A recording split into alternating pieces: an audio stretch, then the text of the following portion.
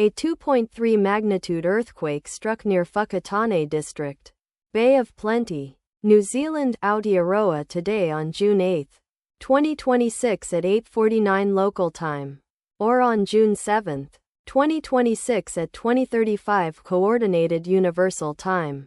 As reported by the Volcano Discovery on its website, the earthquake was located at a very shallow depth of 5.0 kilometers below the surface, at coordinates latitude -37.971 and longitude 176.6967.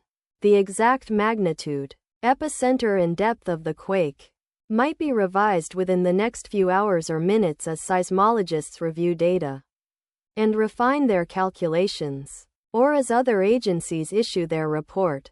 Towns or cities near the epicenter include Edgecumbe, Whakatane District, Bay of Plenty, located 12 kilometers, or about 7.45 miles from epicenter; Kawerau District, Bay of Plenty, located 13 kilometers, or about 8.07 miles away; Whakatane District, Bay of Plenty, located 26 kilometers, or about 16.1 miles away.